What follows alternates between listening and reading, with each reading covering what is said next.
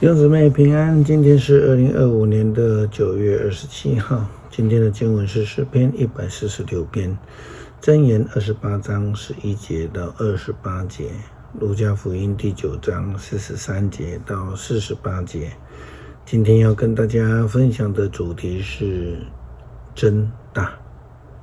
有人想要在团体里面争大位这个是常常看到的事情了那有些人想要在家庭里面争老大的位置，圣经当中我们就看到以扫还有雅各他们的问题就是这样子他们为的不是要来服侍对方，而是要来抢夺他人的祝福。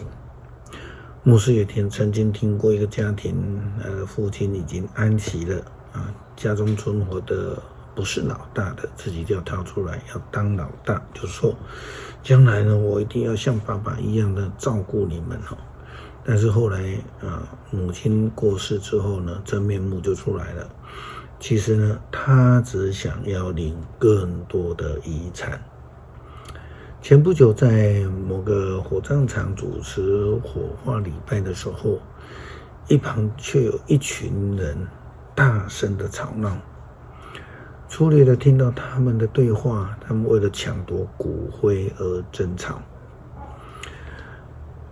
他们是为了孝顺吗？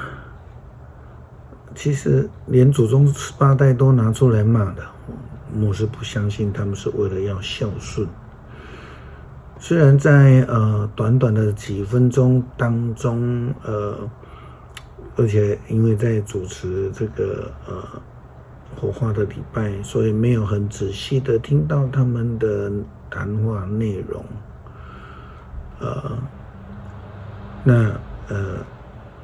其实牧师相信那个争吵一定跟财产的分配有关系，而不是为了真的去爱那个死去的人，更不用说是爱对方了，那是不可能的那些为自己争取做老大的人，一定都以为自己很了不起，很有智慧，非常聪明，可是事实上并不是如此。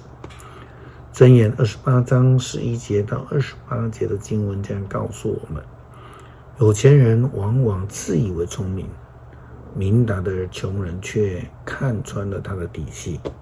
一人掌权，人人庆贺；坏人当权，人人躲藏。掩饰自己罪过的，不能有幸福的人生。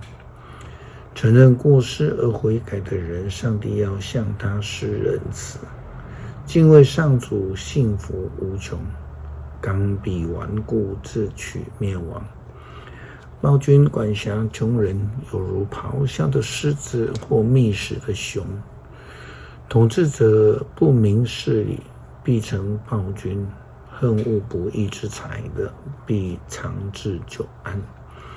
犯杀人罪的，在自掘坟墓，不必去阻止他；行为正直的，得保安全；行为诡异的、诡诈的，必忽然跌倒；想发横财的，难逃惩罚。心存偏私不对，但是有些人竟为了一小块面包而枉法。贪婪的人急于要发横财，却不晓得贫穷就要临到。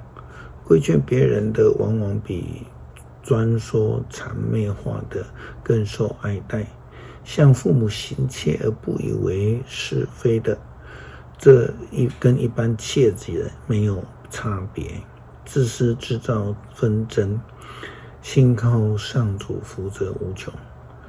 愚昧人一意孤行，听从明达人的，必得安全。周济贫穷的，从不缺乏；见贫不救的，必受咒诅。坏人当权，人人躲藏；他们败亡，一人在其。就连耶稣基督的门徒们也争吵谁要当老大。与所有的人一样的，他们不是为了要来服侍人，因此耶稣基督就提出了教导。路加福音第9章43节到48节，耶稣基督所说的。大家对上帝的大能都很惊讶，不要忘记我告诉你们的话，人子将要被交在人的手里。可是他们不明白这话的意思，因此因为它的含义是隐晦不明的，使他们不能了解，他们又不敢问他这件事情的究竟。门徒在争论究竟他们当中谁要当老大，谁是最伟大的。耶稣知道他们在想些什么，就叫一个小孩子来，让他站在自己的身边，然后对他们说，那为我的名接待这小孩子的，就是接待我；接待我的，就是接待那差遣我来的那一位。你们当中谁是最微不足道的，谁就是最伟大。耶稣基督说要当老大不是不行，但是当老大要有能耐，要有担当，要愿意去照顾那最小的微不足道的，这个人就是老大了。诗篇146篇，要赞美上主，我的灵啊，你要颂赞上主。我有生之日要赞美他，我一生一世歌颂我的上帝。不要依靠世上的首领，不要信赖必朽的人，他救不了你们。他们一死便归尘土，他们的策划当天变成泡影。那得到雅各的上帝的帮助，多么有福啊！那投靠上主他的上帝的人，多么有福啊！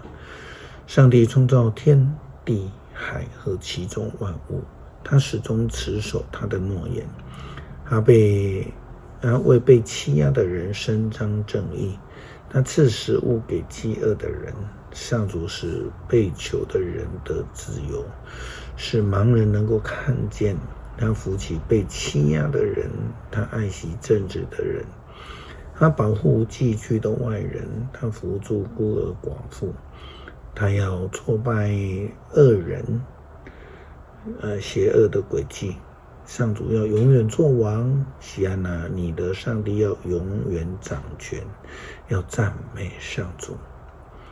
恳求慈爱的主帮助我们成为一个真实的信徒，让我们不要为了只想当老大，谋自己的福利，让我们能够愿意照顾那些需要关心的弱者，让上帝因为我们的行为来高升我们。